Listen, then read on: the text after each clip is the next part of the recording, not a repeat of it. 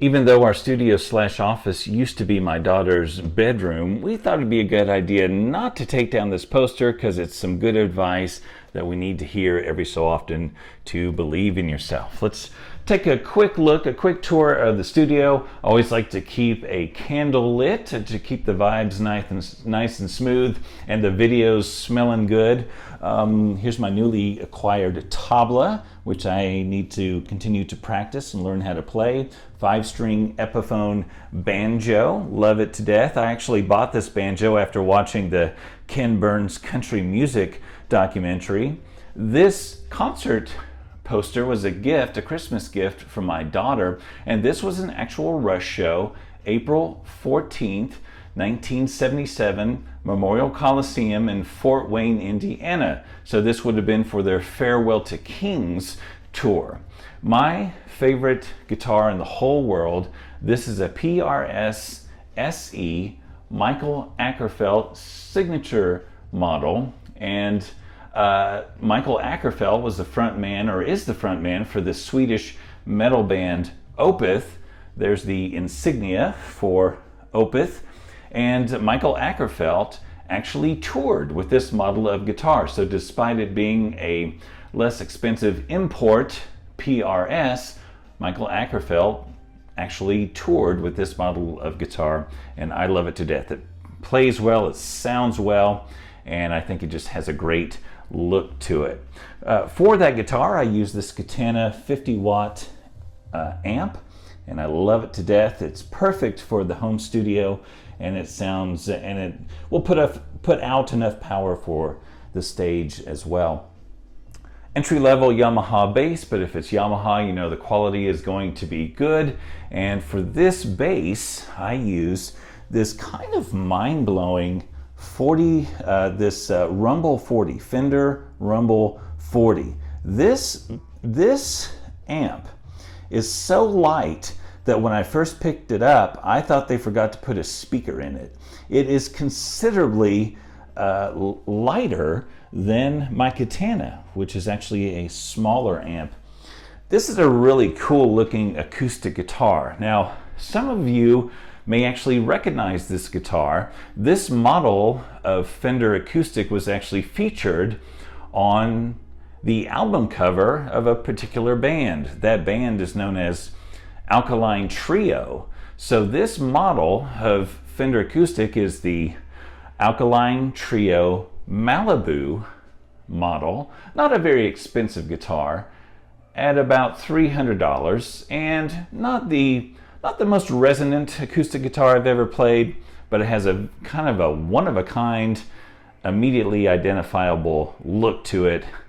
It has the iconic Fender headstock and a just kind of a one-of-a-kind sound hole there. Love that guitar.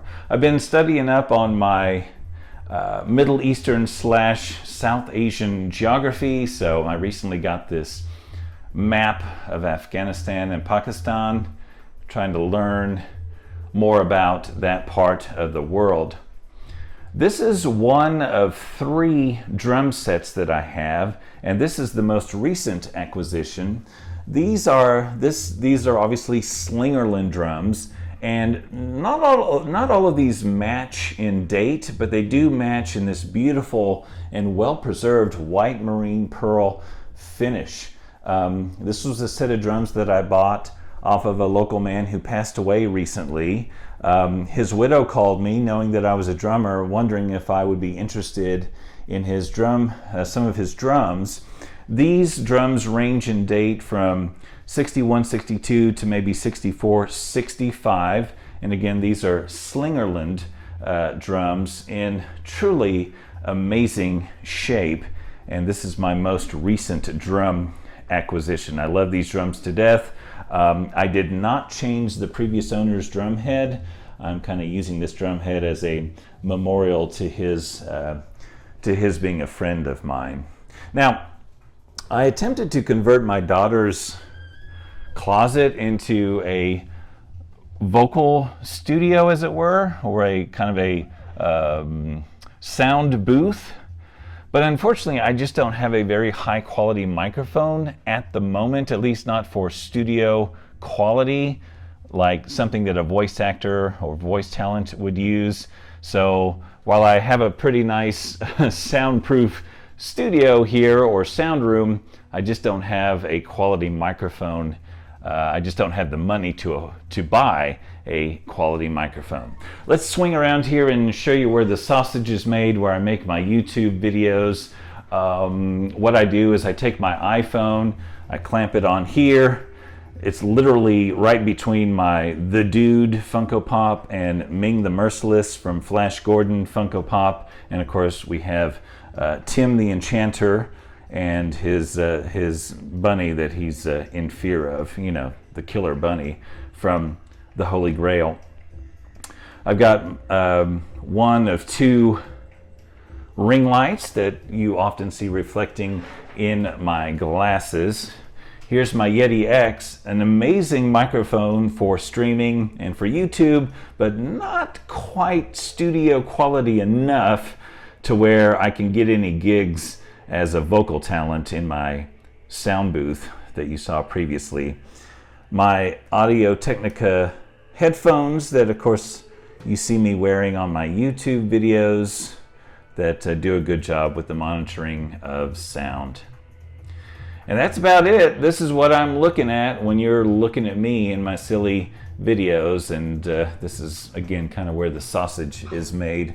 Some more Funko Pops include film director Alfred Hitchcock, Professor Snape from Harry Potter, Mr. Rogers, Super Bowl champion quarterback Pat Mahomes, Simon Pegg's character from Hot Fuzz. This is Pete's Dragon. That's my wife's Funko Pop. One of my favorite drummers in the entire universe, Stuart Copeland from The Police, and of course, I'm Rick James. And that's about it. Thanks for taking my little tour with me. This is a wonderful space for creativity. I love being surrounded by the instruments. They really make me feel real special. All right, guys. See you on the next video.